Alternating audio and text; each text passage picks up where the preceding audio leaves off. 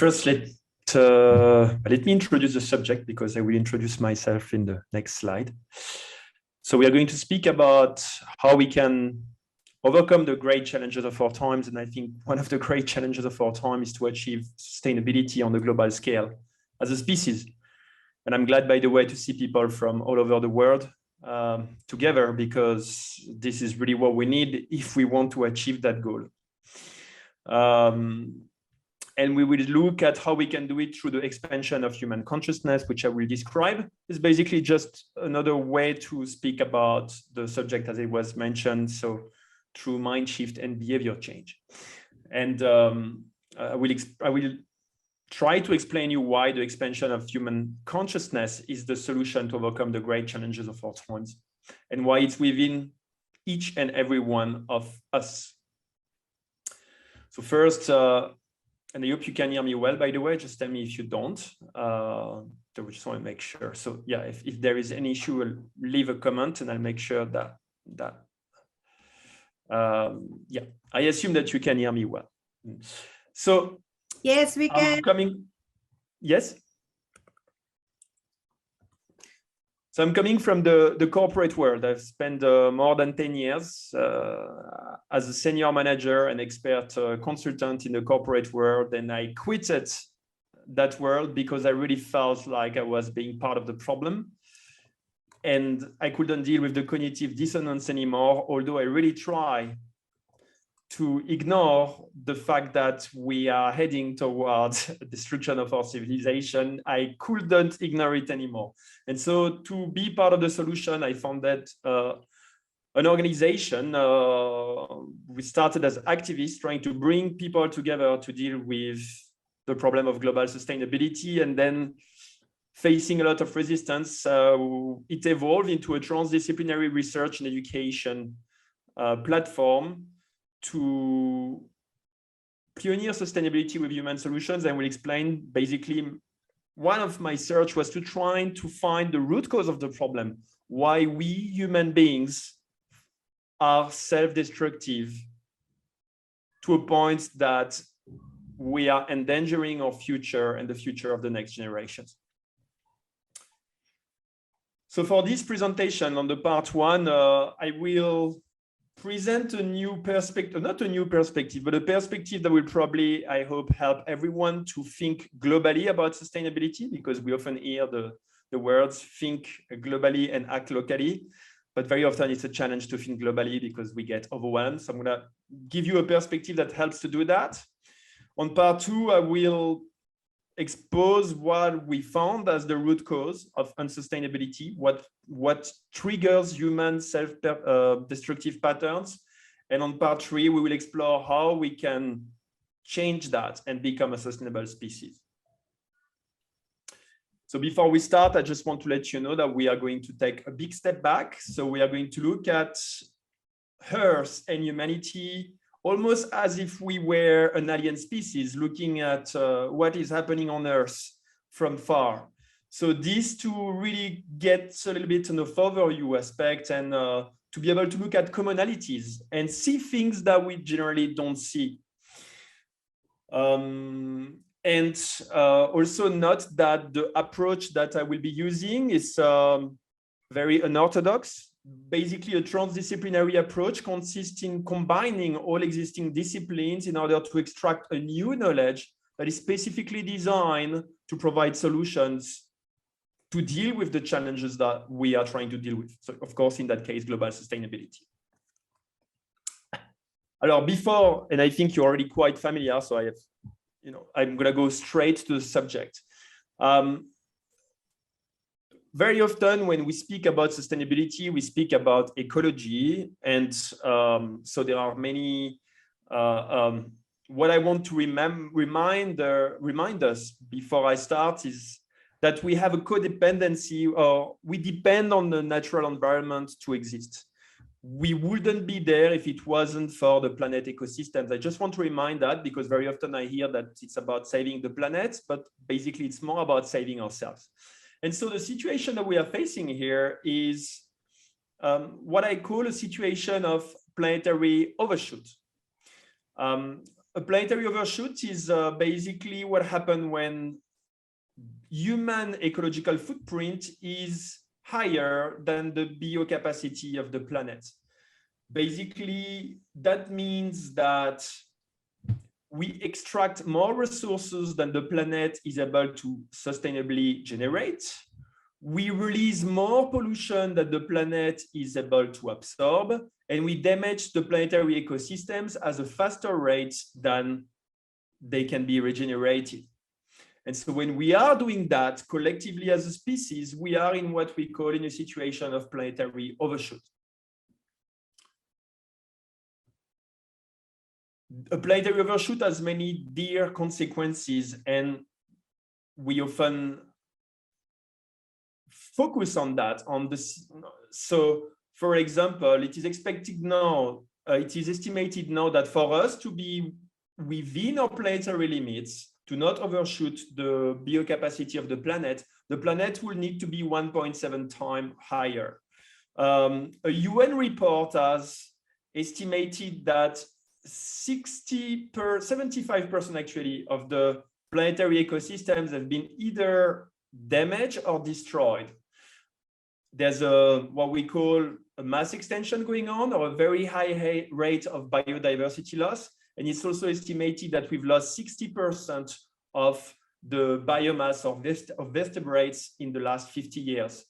We know that we have pollution of air, soil, and ground, and it's an estimated 4 million people who die of air pollution on a yearly basis. And finally, we have climate change, which is considered as an existential threat by itself for the global population. And so I just would like to ask us to think a little bit. When we talk about climate change, for example, which gets a lot of media attention, are we speaking about the problem to fix, or are we speaking about a symptom of the problem to fix? And you can write in comments if you want to reply to the question. And the second question that I would like to ask is, if it is a symptom, then what is the problem? And why is it so difficult for us to talk about the problem? And so I will keep going because we don't have so much time. And I also would like to bring your attention into something that's often not discussed, is that sustainability is not just about the ecology. There are also other factors of unsustainability. There are notably socioeconomic factors. So, for example, increasing inequalities or increasing financial debts. There are political, cultural, and geopolitical factors.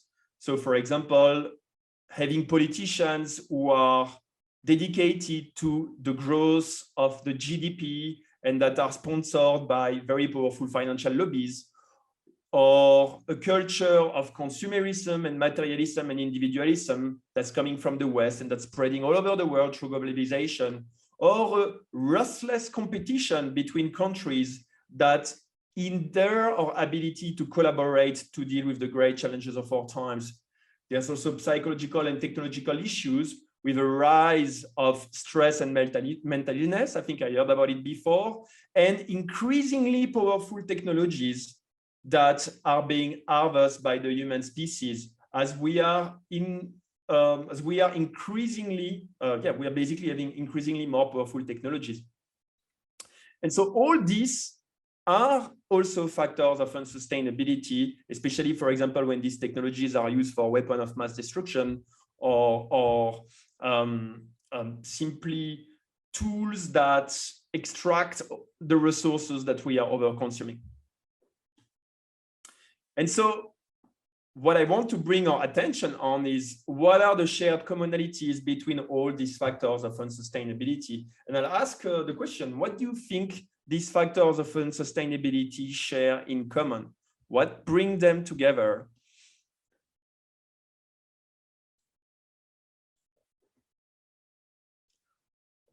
So what does, for example, the overshoot for planetary limits of climate change, or rising inequalities, or financial debts, or power struggles between countries, what do these share in common? So I will reply. Well, very quite simply, they are all the consequences of certain human patterns.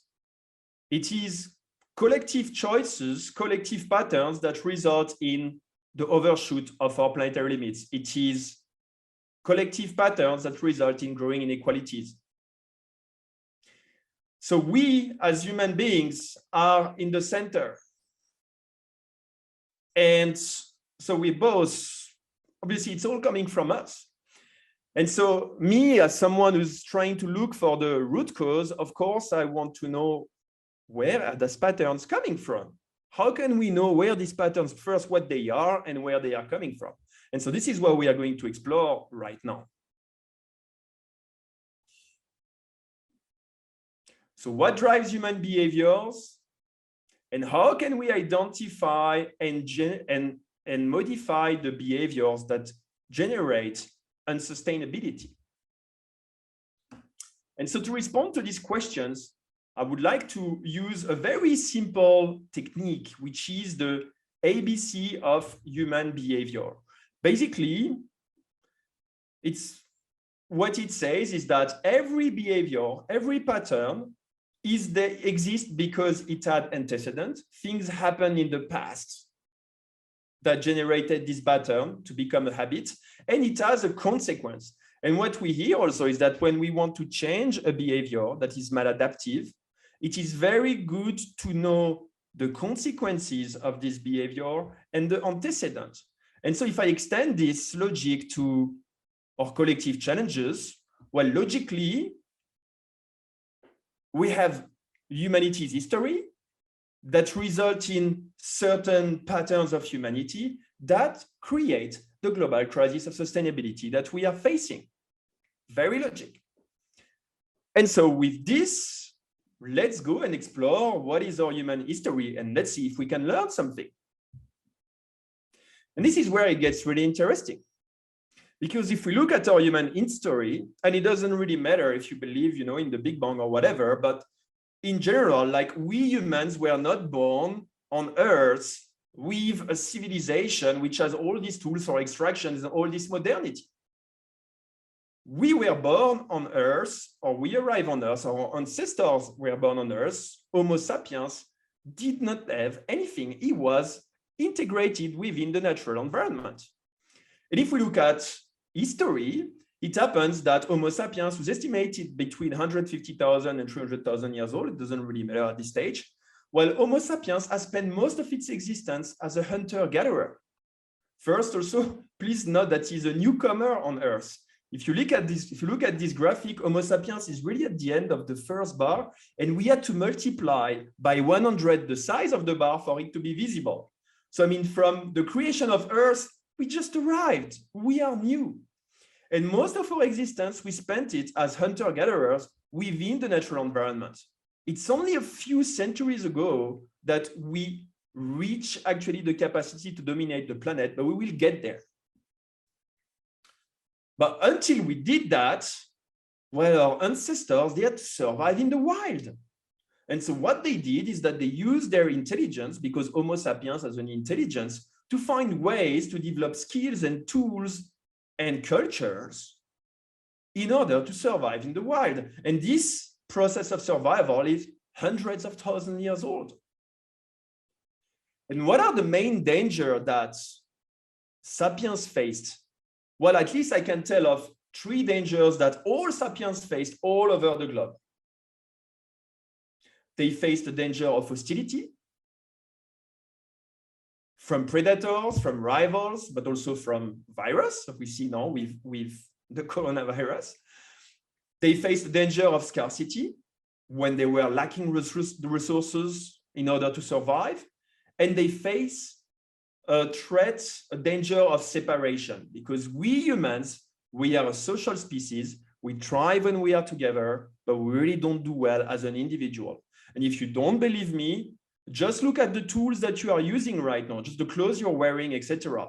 And think about how many of those are the ones that you produce yourself. I mean, technically, if I think about what I produce myself, I would be naked and have nothing. It's all coming from our social interaction. And so basically, we had adaptive response to deal with this threat. And one of the adaptive response to deal with the threat of hostility is to dominate and control the environment.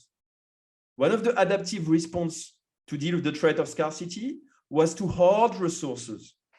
And one of adaptive response to deal with the threat of separation was to seek for external validation, to conform to the norm.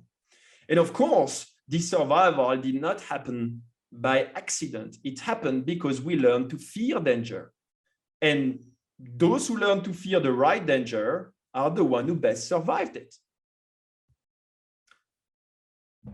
And who in the game of competition for domination and control, for hoarding of resources, and for fitting in within norms, who win that competitive game? Well, you know, I think I'm one of the, and I'm not specifically proud, but those who conquer the world are like the Western Europeans. They were the most driven by the willing to dominate and control, to hoard, and to create norms that are really strong. And they've driven humanities toward what is being considered the Anthropocene, the industrialization of the economy. And the Anthropocene was followed by what is called the Great Acceleration. So I'm going to show you the Great Acceleration. So the Great Acceleration started in just after the end of the Second World War, and it's showed an exponential acceleration of both human population and our level of activity, together with technological progress.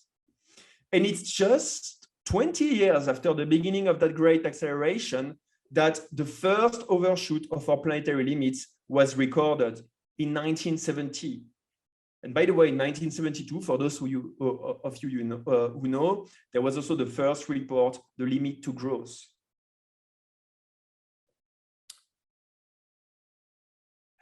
And what we've seen is an exponential acceleration of progress.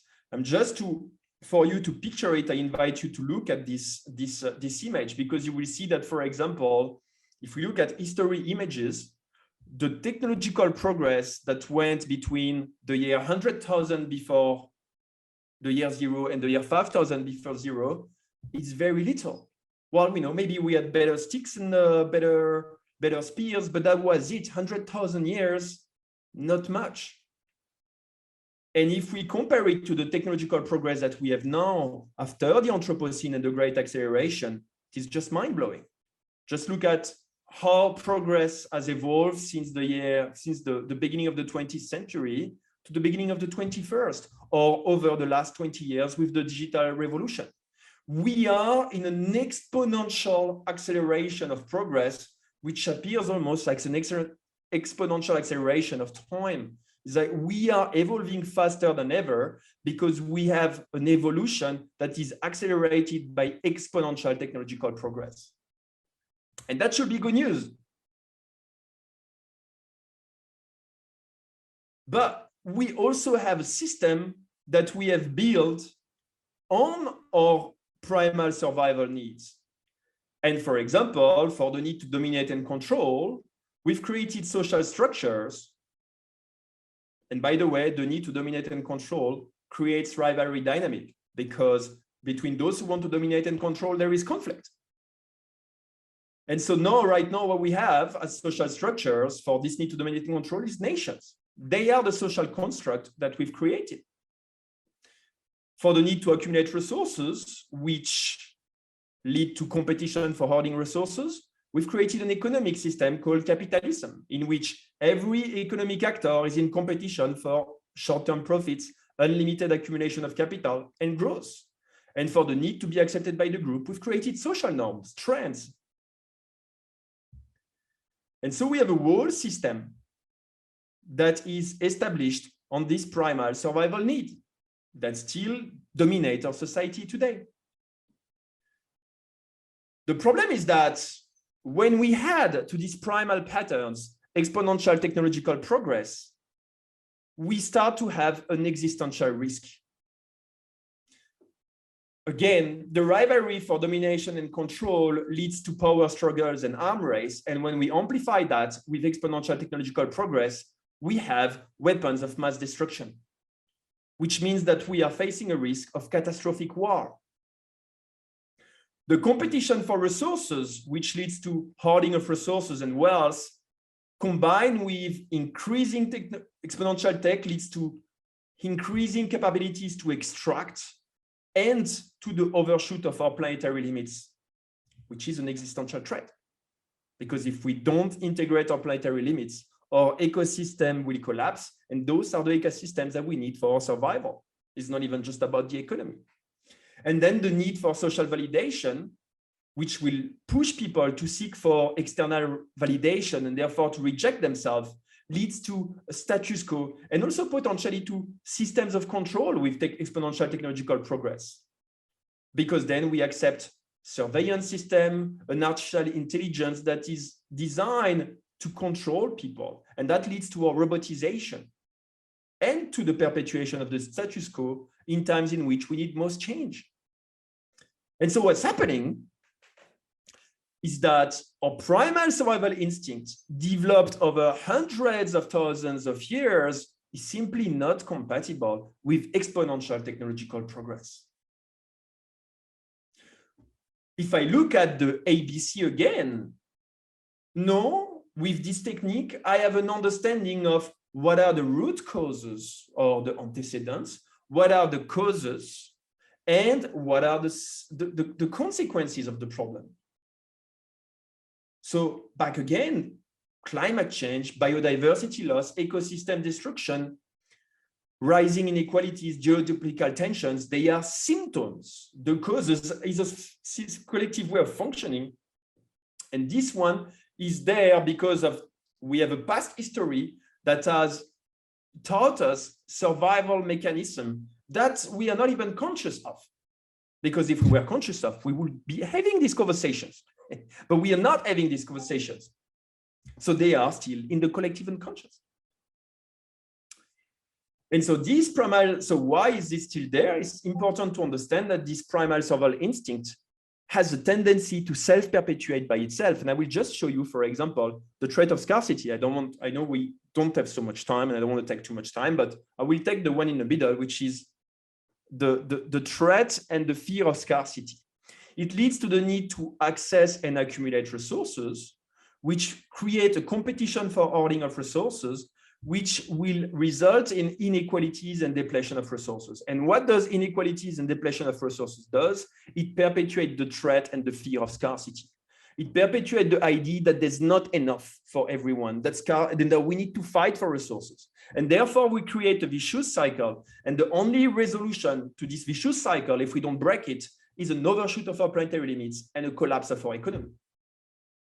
And we have similar vicious cycle for the threat of hostility and for the threat of separation. We are locked in a vicious cycle of survival where the patterns that were generated out of fear are perpetuating the danger that they were supposed to address.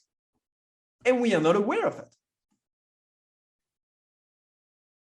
So how can we break these vicious cycles, which are keeping us in this primal state of survival that can only lead to disaster because it's not compatible with exponential technological progress?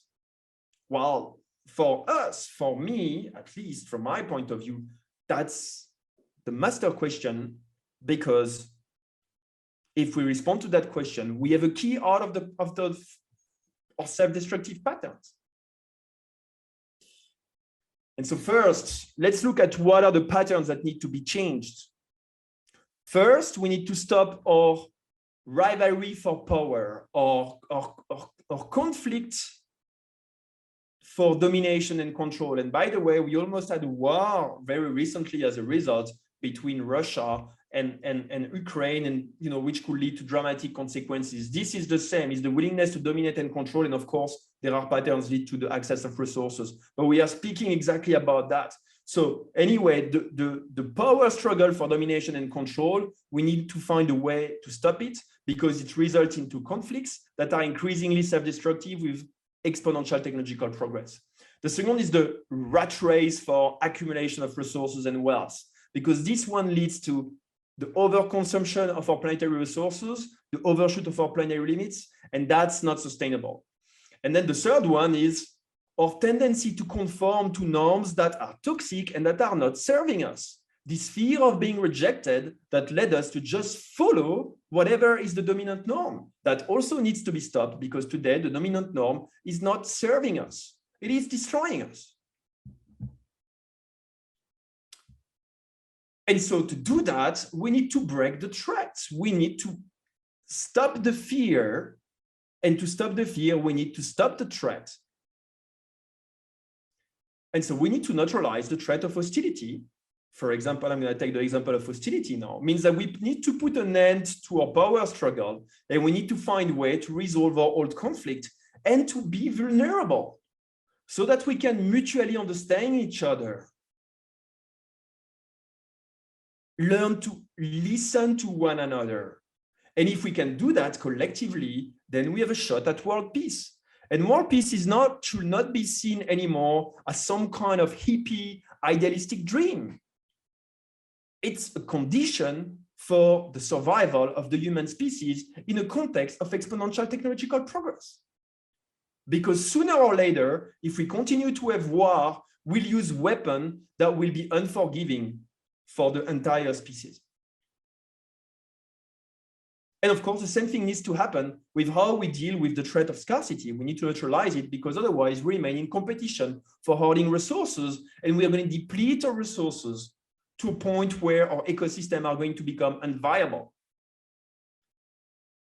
And so neutralizing this threat is a teamwork that can lead to world peace, symbiosis, and social liberation in the case of following blindly norms that are not serving us anymore. How do we do this? So the first, I would like to point at the first obstacle that stands between us and our collective ability to achieve that. And I'm sorry, I would be quite tough, but it's a collective state of denialism. We are not facing the situation that we are into at a collective level. It's the global sustainability crisis is an hyper object that is too disturbing and that most people prefer to deny, to brush under the carpet, expecting that it will just be resolved by itself. At best, people are talking about symptoms. Rarely they are understanding the cause and the root causes.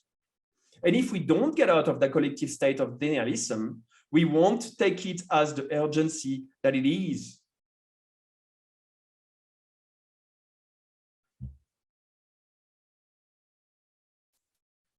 And why are we in that collective state of denialism? So I'm going to probably explain the concept of hyper-object. The global crisis of sustainability challenges all our beliefs. It does. Everything that we were considering as normal becomes abnormal. And it also challenges our ability to control, because I can't control the outcome, neither can you. We are all overwhelmed by this subject. And what we have also is that we are lacking emotional and intellectual maturity to just deal. And I'm not speaking necessarily about you here, because I know most of you are aware. I'm speaking about us as a species, as an average, as a tendency. We are lacking the emotional and intellectual maturity to deal with the subject. I can tell you that most of the time when I speak about this subject in conversations, people get completely turned off, they disengage, they can't face it, they can't talk about it. But we need yet to talk about the problem, to understand it, both in terms of scale and nature, so that we can define proper solutions for it. And one of the reasons we struggle is because we are not wired yet to deal with a planetary overshoot. It is the first time in recorded human history that we are in such a situation.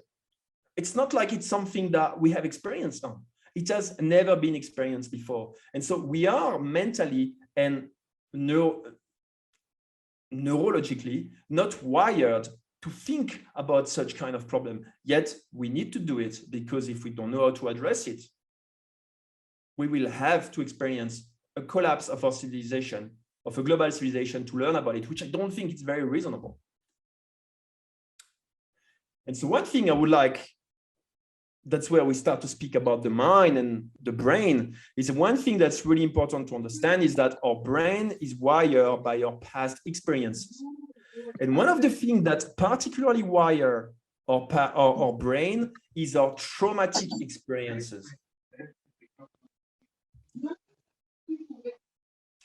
And it happens that human history, that's history of survival, is filled with traumatic experiences of war, of genocides, of famines, of slavery, of persecution and oppression.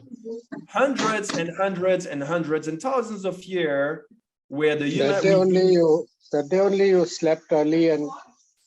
Yeah. So somebody has its mic on and it would be appreciated if you could turn it off.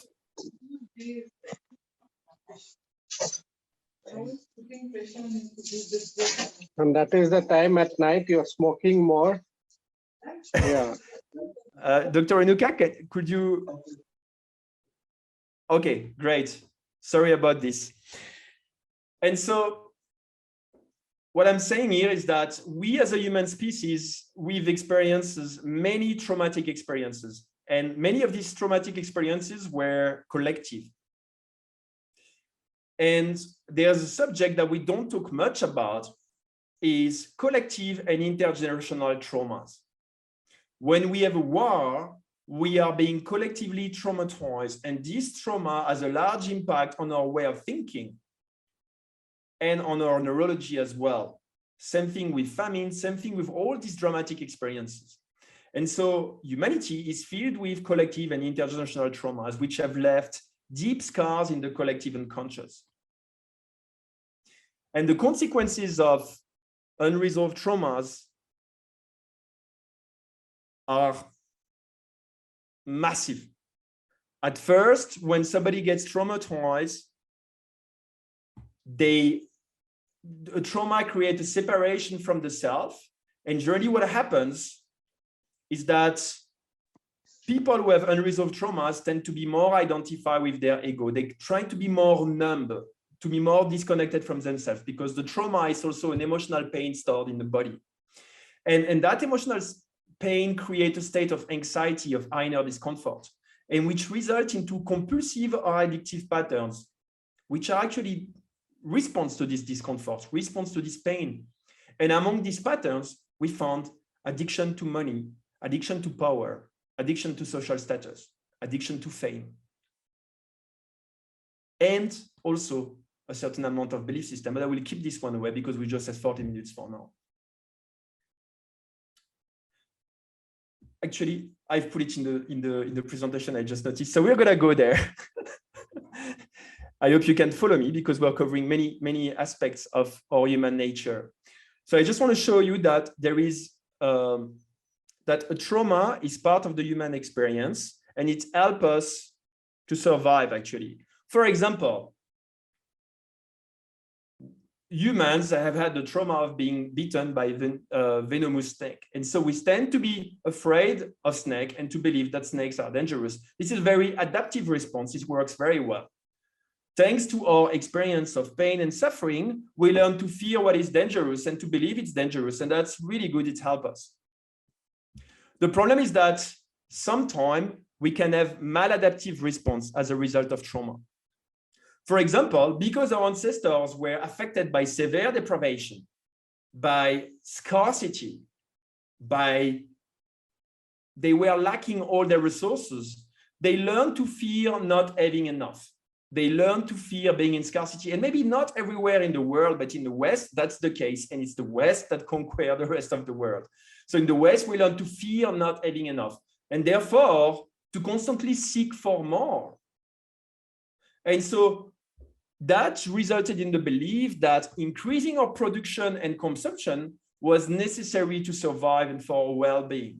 This is exactly what the GDP growth is about, compulsively increasing the amount of goods and services that we produce and measuring success just like that.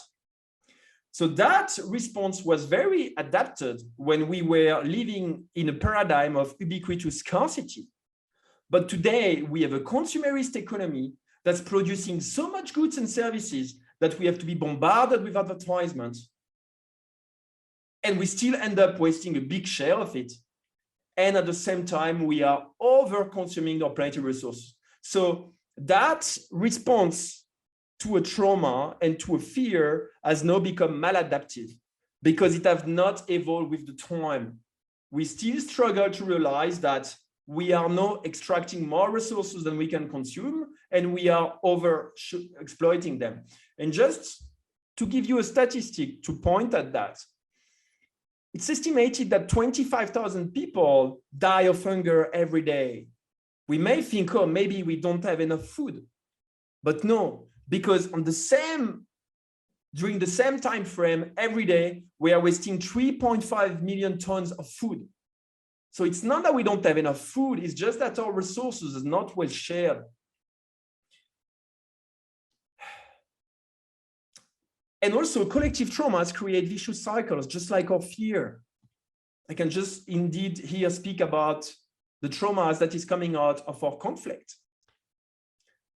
Our conflict creates suffering. They are traumatic experiences that generate disconnection from the self, a wounded self, which is going to create an ego identity that is going to compete, that is going to engage in rivalry.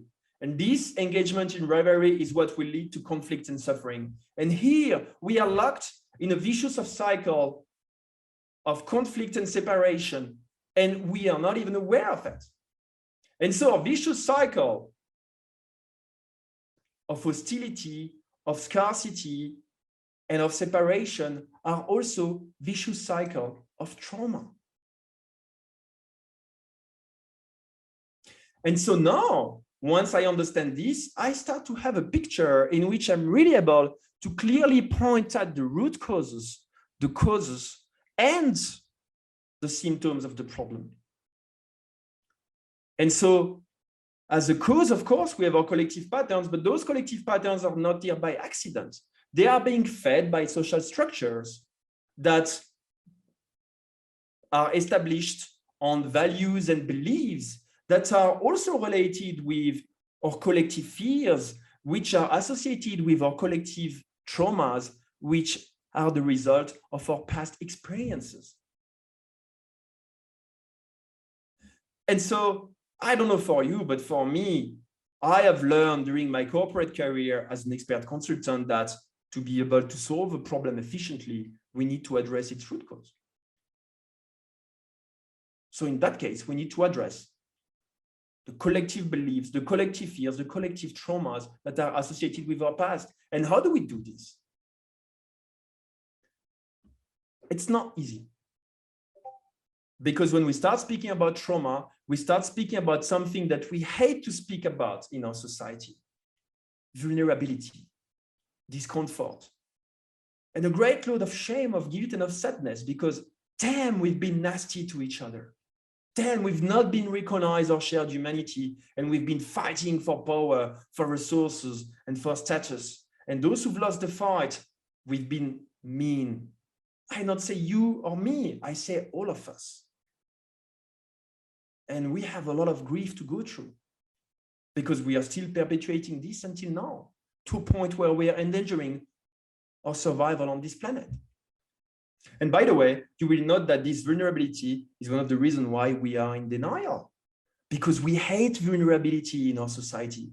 We want to perform, we want to be competitive, we want to be on top of others. And we are afraid because if we are vulnerable, it can be used by our competitors against us, to marginalize us, to put us out of the competition. And so we have a real problem with that. But we also have a solution. Because if we understand really, if we accept this, we have a path to sustainability and so much more. So how do we deal with the root cause? How do we deal with the fundamental causes of unsustainability? And of course, it's easier said than done. I understand that. But we need to recognize our past heritage. We need to recognize all the crime we've been doing to each other, and the Western world has to do that in the first place. And from that, we can start to heal our past collective traumas. And that's not easy, but there are some people already know about it.